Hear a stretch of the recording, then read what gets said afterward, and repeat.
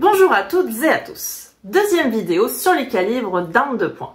Alors vous avez été nombreux à nous demander où était passé le 44 Magnum dans la précédente vidéo. Et bien voici une deuxième liste de calibres que l'on retrouve souvent pour armes courtes, mais dont les performances sont excellentes en armes longues. Alors, on commence avec les plus petits, les 22 long rifle et le 22 Magnum. Notamment, le 22 Magnum exploite vraiment tout son potentiel dans des canons plus longs. En fait, c'est presque dommage de l'avoir dans un pistolet ou un revolver. Autant partir pour un 22 long rifle qui est plus économique. Le 5.7-28, donc on passe vite dessus parce qu'on en a parlé dans la précédente vidéo. Vous avez un gain dans un canon plus long, mais pas tant que ça. Il est vraiment conçu pour une arme courte. Donc les caractéristiques, pour un pistolet avec un canon de 5 pouces, on a une vitesse de 700 mètres secondes et une énergie de 425 joules. En fait, c'est assez similaire au 9 mm. Et pour un canon plus long, donc de 10 pouces, on a une vitesse de 840 mètres secondes et une énergie de 620 joules. Là, on a un beau gain en canon long.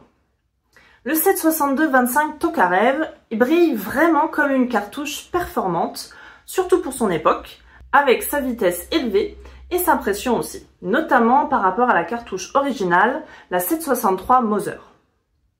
C'est le Magnum russe. Spécifiquement, dans un canon long, type pistolet mitrailleur, elle devient une munition extrêmement redoutable. Avec sa vitesse et son diamètre plus petit que les classiques 9 mm, cela permet d'avoir une trajectoire plus tendue et de bonnes performances.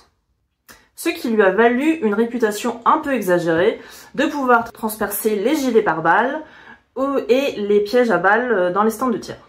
Il est autorisé au tar, par exemple dans les TT30 ou les TT33, et les munitions commerciales ne posent pas de soucis.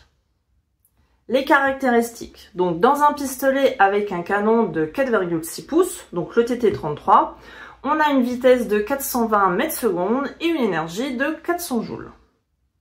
Et pour un canon plus long de 10,6 pouces, donc le PPSH 41, on a une vitesse de 525 mètres secondes et une énergie de 700 joules. Donc voilà le beau gain en canon long. Le 9x19, ou le 9 mm Luger, ou le 9 para, est aussi très présent en armes longues. On a les fameuses PCC, Pistol Caliber Carabine, qui peut se traduire par arme d'épaule de petit calibre, ou d'armes longues de calibre d'armes de poing. Donc le gain n'est pas énorme en canon long, mais l'avantage c'est la disponibilité et le coût réduit des munitions. On est quand même capable de faire des cartons même à 100 mètres. Donc bref, idéal si vous avez un stand de tir de courte distance. Les caractéristiques, pour un 9 mm Glock 17, la vitesse est de 320 mètres secondes et une énergie de 430 joules. Pour un 9 mm avec un canon de 10 pouces, on a une vitesse de 380 mètres secondes et une énergie de 600 joules. Ensuite, les 38 spéciales 357 Magnum ainsi que le 44 spécial et le 44 Magnum sont d'excellentes munitions d'armes de poing. Elles permettent de tirer dans le même barillet, soit une cartouche plus faible, donc les spéciales, ou plus forte, les Magnum. Les deux Magnum, 357 et 44, sont aussi excellents en armes longues, en particulier le 44 Magnum, qui n'a pas forcément d'usage en armes courtes, à part le loisir.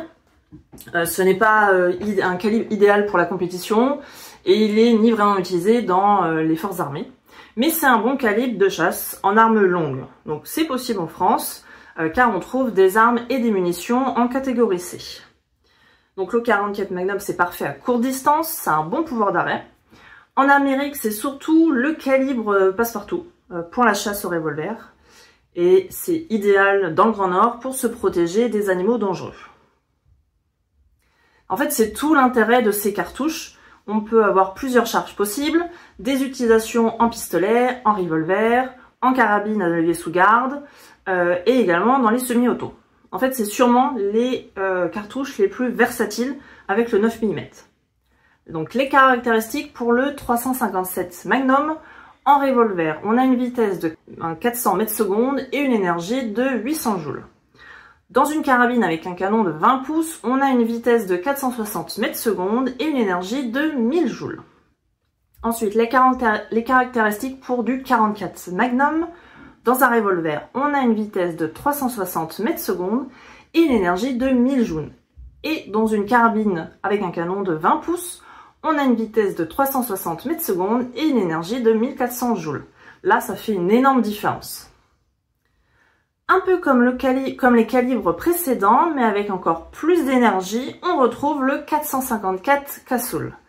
Il a été développé en 1957 par Dick Casull et Jacques Fulmer, avec une base du calibre 45 Colt, dont l'étui est allongé à 35,50 mm, alors que celle du 45 Colt fait 32,9 mm. La cartouche du 45 Colt peut être utilisée dans les revolvers de calibre 454 Casull, mais par contre, la réciproque, elle n'est pas possible.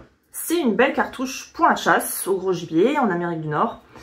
Le calibre 454 Casull est plus courant. Il a peut-être été tiré notamment par le Taurus Raging Bull, le Ruger Super Red Hawk et le Alaskan. En carabine, il est tiré dans la Rossi Puma. Les caractéristiques. Dans un revolver 8 pouces, on a une vitesse de 530 mètres secondes. Et dans une carabine avec un canon de 18 pouces, on a une vitesse de 625 mètres secondes et une énergie de 3200 joules. Donc là, les performances sont similaires au 45-70, mais dans une cartouche qui est bien plus courte. Et pour les fans de Smith & Wesson, il y a le 460 SW, qui est une version encore plus longue du 454, étui de 46 mm de long, qui permet de tirer plusieurs calibres. Le 45 Colt, le 454 Casull et le 460 SW. Donc en arme longue, il est tiré dans les carabines Big Horn Armories, Ruger numéro 1 et Thompson Center encore. Les caractéristiques. Pour un revolver avec un canon de 8 pouces, on a une vitesse de 600 mètres secondes et une énergie de 3000 joules. Donc là c'est similaire au 308W. Et dans une carabine avec un canon de 18 pouces, on a une vitesse de 721 mètres secondes et une énergie de 4200 joules. Là, on a une énorme augmentation, on est plus proche du 300 Win Mag. Et enfin, le 500 Smith & Wesson, sorti en 2003, qui fut la cartouche de revolver la plus puissante jusqu'en 2021. Alors, ses caractéristiques, dans un revolver avec un canon de 8 pouces, on a une vitesse de 550 mètres secondes, et une énergie de 3500 joules. En fait, c'est l'énergie qui a été développée par le 3006.